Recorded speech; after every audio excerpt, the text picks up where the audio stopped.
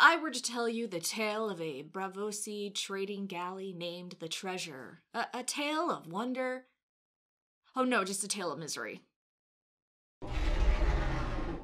December is a month of giving, hope, love, and just bringing us all together, which is why on this video, I want to talk about the death of over 2,000 people.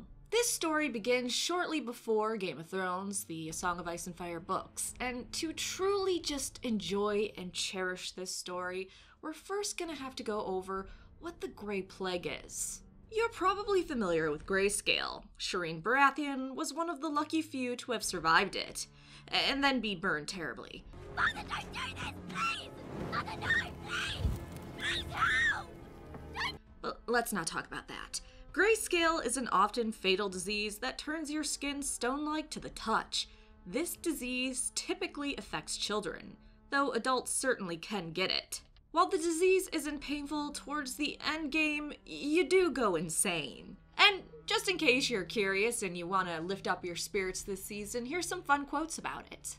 Death had lost its terror for Tyrion Lannister, but Grayscale was another matter.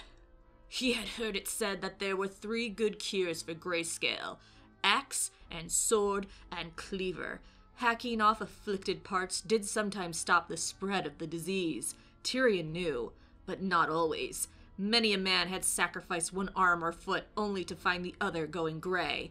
Once that happened, hope was gone. He dare not let the Grayscale become known. Queer as it seemed, men would cheerfully face battle and risk death to rescue a companion, would abandon that same companion in a heartbeat if he were known to have Grayscale. So now that you are re-familiarized with the Grayscale, let's talk about Grey Plague, which is the swifter, more terrifying cousin of Grayscale.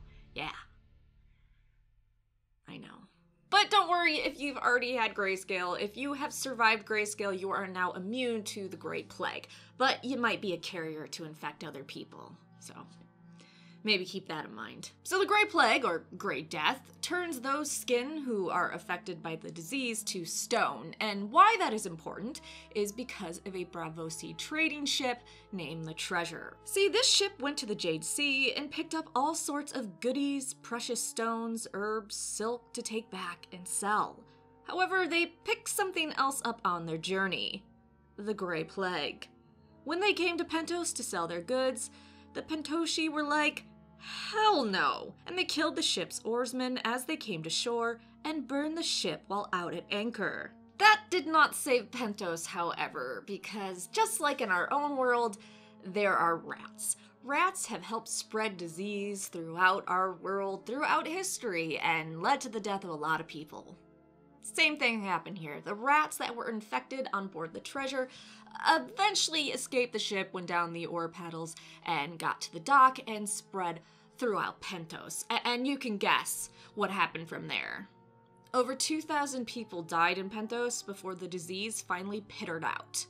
One dude actually cut off his wife's hands that were stone and kept him because he loved her so much in her soft hands. Super weird, but we do whatever we can to cope. So that, my friends, is the story of the Bravosi trading ship, the Treasure. Merry Christmas. Deck the halls with boughs of high.